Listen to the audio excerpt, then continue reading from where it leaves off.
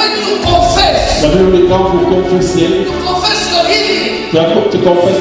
Because your lips can build your life. Every morning when you wake up, Chaque matin quand tu te you réveilles, go to the mirror. tu vas vers You need to stand firm in your faith, even when the situation is still the same. Because he will make the promise. parce que celui qui a fait la promesse. It's faith. So you demonstrate faith, you cannot resist God. Remember only faith makes God happy. God bless you. Bonjour, bienvenue dans notre deuxième partie de cet enseignement sur la foi. Je suis le pasteur Gilles, le pasteur de l'église La Foi Agissante à Dublin en Irlande et aussi à Kinshasa. Si vous avez raté la première partie, vérifiez sur YouTube, vous allez voir la première partie de cet enseignement où nous parlons de la foi. On ne peut jamais être fatigué de parler de la foi. La foi, c'est notre vie, c'est notre oxygène. C'est l'oxygène spirituel. Le juste vivra par sa foi, dit l'Éternel. Alors, je parlais de la tempête que les disciples traversaient avec le Seigneur. Dans le livre de Marc, chapitre 4, à partir du verset 35. Juste pour la récapitulation, rapidement, je vais lire. La Bible dit, ce même jour sur le soir, Jésus leur dit, passons à l'autre bord. Après avoir renvoyé la foule, ils l'amenèrent dans la barque où il se trouvait, et il y avait aussi d'autres barques avec lui. Il s'éleva une grande tempête, et les flots se jetaient dans la barque, au point qu'elle se remplissait déjà. Et lui, il dormait à la poupe sur le coussin. Ils le réveillèrent et lui dirent, « Maître, ne t'inquiètes-tu pas de ce que nous périssons ?» S'étant réveillé, il menaça le vent et dit à la mer, « Silence, tais-toi !» Et le vent cessa. Et il y eut un grand calme. Puis il leur dit, « Pourquoi avez-vous peur? Comment n'avez-vous pas de foi? » Ils furent saisis d'une grande crainte et ils se dirent les uns aux autres, « Quel est donc celui-ci à qui obéissent même le vent et la mer? » Jésus se réveilla, menaçant le vent et menaça la tempête, dit au vent, dit à la mer, « Calme, tais-toi. » Là, veut dire, il y eut un grand calme. Puis il se tourna vers les disciples et il dit, « Pourquoi avez-vous peur? Pourquoi n'avez-vous pas de foi? » Dans d'autres termes, il a parlé de deux choses, la foi et la peur. C'est-à-dire, dans chaque circonstance, comme j'avais dit, nous avons la possibilité de présenter soit la foi, soit la peur. Vous ne pouvez pas présenter les deux à la fois. Et vous ne pouvez pas être neutre. C'est-à-dire, vous ne pouvez pas présenter la foi et la peur au même moment. Et vous ne pouvez pas être neutre, c'est-à-dire, vous ne présentez ni la foi, ni la peur. Donc, vous allez forcément, consciemment ou inconsciemment, présenter soit la foi, soit la peur devant chaque circonstance. Consciemment ou inconsciemment, présenter soit la foi, soit la peur. Dans cette circonstance précise, la Bible dit, ils ont présenté la peur au lieu de présenter la foi. Et Jésus s'étonna, il dit, mais où est votre foi? Pourquoi n'avez-vous pas de foi? Pourquoi vous avez présenté la peur? Le verset 41 dit ceci, il fut saisi d'une grande frayeur, c'est-à-dire, c'est compliqué. La même chose, la chose même que Jésus leur interdisait d'avoir, ils l'ont doublé. La Bible dit, ils ont encore manifesté une grande crainte. La peur est une arme que le diable utilise. Quand vous êtes malade et vous présentez la peur, j'ai peur de mourir, c'est ce que vous aurez. Pourquoi? Dans cette deuxième partie, je vais vous parler, je vais vous démontrer que la peur et la foi, ce sont les deux forces spirituelles qui opèrent dans la même longueur d'onde. La peur et la foi, ce sont les deux forces spirituelles qui opèrent dans la même longueur d'onde. C'est-à-dire, la foi et la peur produisent le même résultat. La foi et la peur produisent le même résultat. Pourquoi? Parce que la foi, parce que la peur, c'est la foi dans le négatif. La peur, c'est la foi dans le négatif. Donc, la foi dans le mal, c'est ça la peur. Mais la foi que Dieu veut qu'on puisse avoir, c'est la foi dans le bien. Quand vous avez un problème, ayez foi en Dieu, que ça va bien terminer. Job dit, Job chapitre 3, verset 25. Job chapitre 3, verset 25. La Bible dit, donc Job chapitre 3, verset 25, la Bible dit, « Ce que je crains, c'est ce qui m'arrive. Ce que je crains, c'est ce qui m'arrive. » La version anglaise dit, « Les choses que j'ai grandement eu peur, se sont abattues sur moi. » Things that are greatly feared has come upon me. C'est-à-dire les choses que j'ai grandement eu peur se sont abattues sur moi. La peur et la foi, ce sont deux forces spirituelles qui opèrent dans la même longueur d'onde. Ça produit le même résultat. Ce sont les deux forces qui produisent les mêmes résultats. Si vous avez peur de la mort va vous arriver. Vous êtes malade, vous avez peur de mourir, vous dites à vous-même que je crois que je vais mourir. C'est ce qui va vous arriver. Ne parlez pas de la négativité. Parlez la vie. J'ai mis devant vous la vie et la mort, le bien et le mal. Et Dieu dit ceci, choisissez la vie. C'est comme un professeur qui pose une question, qui écrit une question sur les tableaux. Et il dit, 4 plus 4 égale 8, égale 12, égale 16. Et il vous dit, j'ai dit 4 plus 4 égale 8 ou égale 16. Mettez 8 pour réussir. Donc, il pose une question, il met devant nous la vie et la mort et il nous dit de choisir la vie. Il nous donne la réponse. Il nous donne ce qu'il faut choisir. Si vous choisissez la peur va vous détruire. Il y a des gens qui ne parlent que de la peur. J'ai peur de ne pas réussir. J'ai peur que je vais échouer. J'ai peur que... Ne parlez pas de la peur, parle de la victoire. Parle de la réussite, parle de la force. Ne parle pas de la maladie, parle de la bonne santé. Parle de la bonne santé. Où est votre foi? Pourquoi avez-vous présenté la peur au lieu de présenter la foi? La foi tire sa force de la parole de Dieu. Hébreux chapitre 11, verset 1er nous dit ceci. Or la foi est une ferme assurance des choses qu'on espère, une démonstration des choses qu'on ne voit pas. C'est quoi la définition de la foi? D'une manière simple, d'une manière simplifiée, si je dois faire vous me permettez de faire cette tautologie.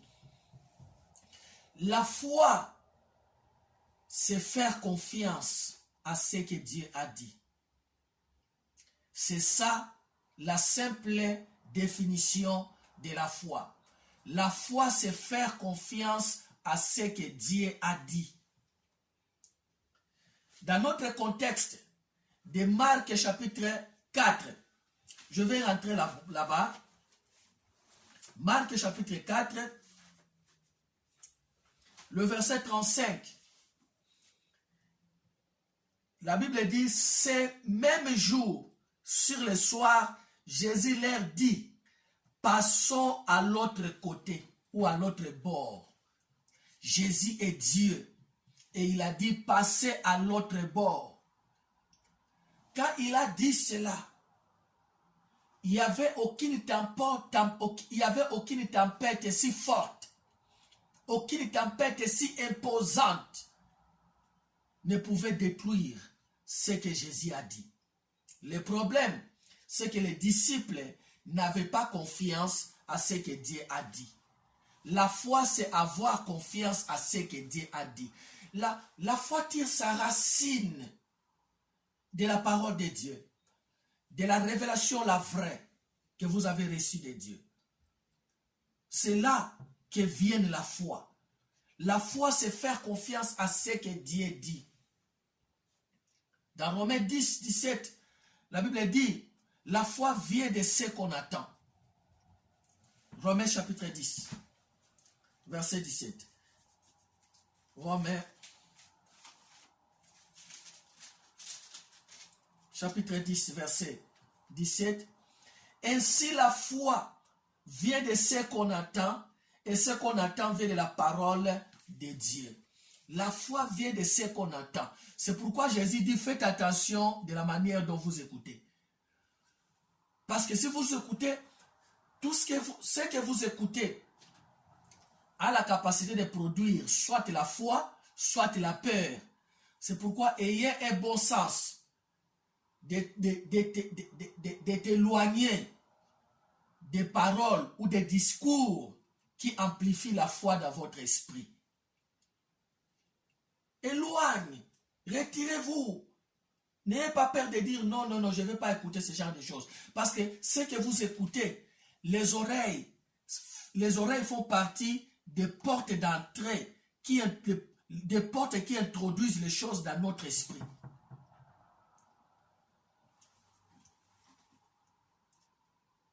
Ainsi, la foi vient de ce qu'on attend. La foi, c'est faire confiance à ce que Dieu a dit. Pas faire confiance à ce que les hommes disent. Un jeune homme, un enfant, a posé la question à son père. Papa, c'est quoi la foi? Le papa lui a donné toutes les explications possibles. Mais l'enfant n'a pas toujours compris. La foi, c'est une ferme assurance. L'enfant n'a pas toujours compris. Et qu'est-ce que le père a fait?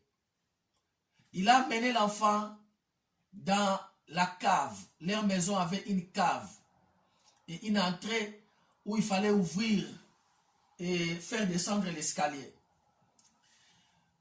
Le papa est descendu dans la cave et il a éteint la lumière de la cave. Et il pose la question à son fils. Est-ce que tu me vois? Le fils dit non, papa, je ne te vois pas. Il dit, est-ce que tu sais que je suis ton père? Il dit, oui, je sais que tu es mon père. Est-ce que tu sais que je ne peux pas permettre que tu meurs? Il dit, oui, je sais que tu ne vas pas permettre que je meure. Saute, je vais t'attraper. Rappelez-vous que le fils ne voyait pas le papa, il n'entendait que la voix. Il ne voyait pas le papa, parce que celui qui est dans la lumière ne voit pas celui qui est dans les ténèbres. Mais celui qui est dans les ténèbres voit celui qui est dans la lumière. Il dit, je te vois, saute, je vais t'attraper. Et l'enfant a sauté. Et le papa l'a attrapé. L'enfant ne savait pas peut-être que le papa était à gauche ou à droite. Il a sauté et le papa l'a attrapé. Et le père lui dit, ce que tu as fait, c'est ça la foi. Tu as fait confiance à ma parole, moi ton père. La foi, c'est faire confiance à la parole de Dieu. C'est faire confiance à ce que Dieu a dit. Beaucoup de gens ont des problèmes parce qu'ils fondent leur foi sur ce que Dieu n'a pas dit, sur ce que Dieu n'a pas révélé. Écoute, Dieu ne peut pas soutenir ce qu'il n'a pas dit. Il faut que Dieu te révèle quelque chose. Je sais que Dieu continue à parler. Il faut que Dieu te parle et que tu sois sûr que c'est Dieu qui t'a parlé. Parce que si Dieu ne t'a pas parlé, tu ne peux pas bâtir. Vous ne pouvez pas bâtir sur ce que Dieu n'a pas dit. La foi, c'est faire confiance à ce que Dieu a dit. Nous allons chez le médecin. Et le médecin vous dit, prends ces comprimés. Vous allez prendre 2 le matin, 2 le soir. 2 le matin, 2 le soir. Pendant une semaine. Nous rentrons à la maison et nous respectons ce que le médecin a dit. Mais nous n'arrivons pas à respecter ce que Dieu a dit. Comment voulez-vous qu'on puisse avoir la foi si nous ne faisons pas confiance à ce que Dieu a dit? La foi, c'est faire confiance à ce que Dieu a dit. La Bible dit, par ces meurtrissures, vous étiez guéris. La Bible dit, lui-même a pris nos maladies et il s'est chargé de nos infirmités. Matthieu chapitre 8, verset 17. Il a pris nos maladies, il s'est chargé de nos infirmités. Comment je peux manifester la foi? C'est en confessant, en déclarant ces versets-là dans ma vie. Non, maladie, tu ne peux pas rester là. Il est écrit. C'est ce que Jésus a fait avec le diable dans le livre de Matthieu chapitre 4. Dans le livre de Matthieu chapitre 4. Matthieu 4, 4 nous dit, l'homme ne vivra pas de pain seulement, mais de toute parole qui sort de la bouche de Dieu. Ne vis pas seulement de pain. Quand le diable lui a dit ceci, Jésus lui a dit, il est écrit. Notre victoire, c'est sur la parole de Dieu. Sur la parole de Dieu. Dans le livre d'Ésaïe, chapitre 53, le verset 6, la Bible dit, il a été frappé, il a été puni à cause de notre iniquité, notre transgression. Et le châtiment qui nous donne la paix est tombé sur lui. Et c'est par ses meurtrissures que nous sommes guéris. Saisis cette parole, déclare cette parole. C'est ça avoir la foi. La foi, c'est une ferme assurance à la parole de Dieu. La foi, ce n'est pas une assurance. La foi, c'est une ferme assurance. Une assurance qui ne bouge pas. Une assurance qui ne tremble pas. Et cette assurance est démontrée par nos paroles et par nos actions. Il y a la parole de Dieu que vous ne pouvez pratiquer qu'en parlant. Il y a la parole de Dieu que vous ne pouvez pratiquer que vous pratiquez en agissant.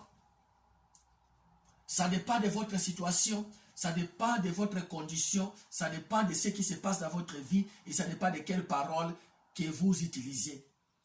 La Bible dit par exemple que les faibles disent qu'ils sont forts.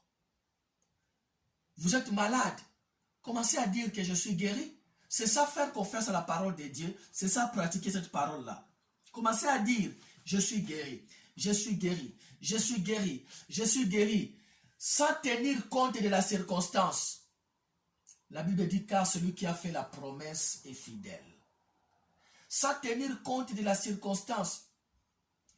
La circonstance peut ou ne pas changer immédiatement. Mais vous ne changez pas ce que vous dites. Ne changez pas ce que vous confessez. Et ne confessez pas ce que vous ne croyez pas. Parce que il y a des gens qui disent, depuis que j'ai commencé à confesser, depuis que j'ai commencé à déclarer, est-ce que vous êtes sûr? Est-ce que vous avez confiance en ce que vous dites dans votre propre cœur? C'est là où se trouve notre problème quand les hommes de Dieu prient pour les malades. Non, le pasteur a prié pour moi, il a déclaré que je suis guéri. Mais est-ce que vous-même, vous avez cru à cela?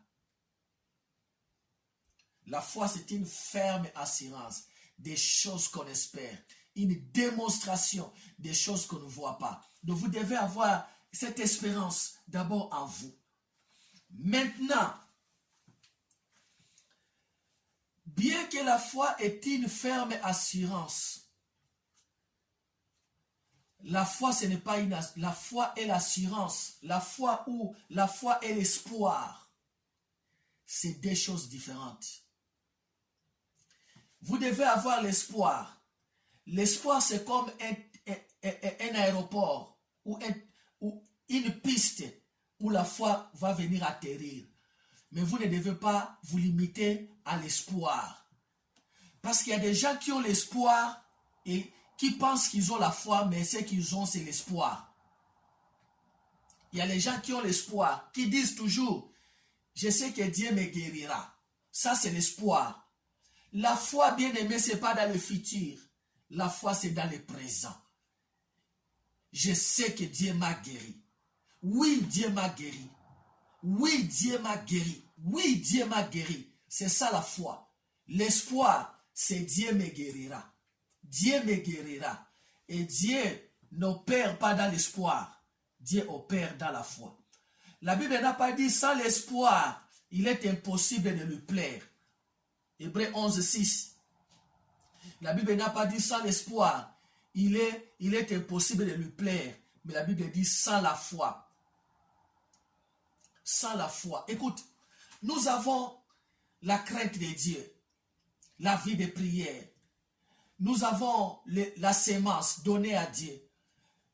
Nous avons la fidélité. Il faut être fidèle à Dieu. Toutes ces choses-là sont bonnes. Dieu a besoin de ça.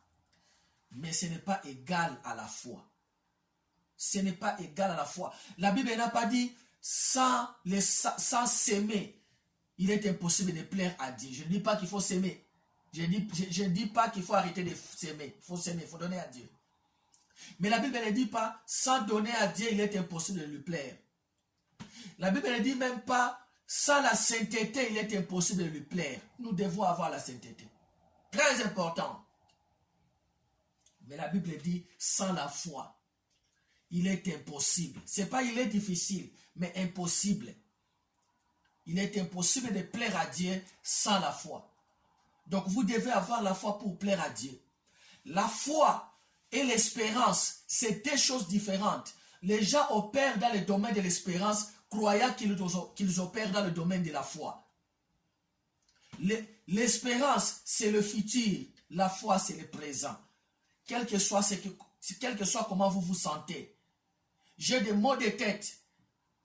J'ai dit, Dieu me guérira. Ça, c'est l'espoir. Et beaucoup sont morts avec l'espoir. La Bible, ce n'est pas les Français. Les Français disent, l'espérance fait vivre.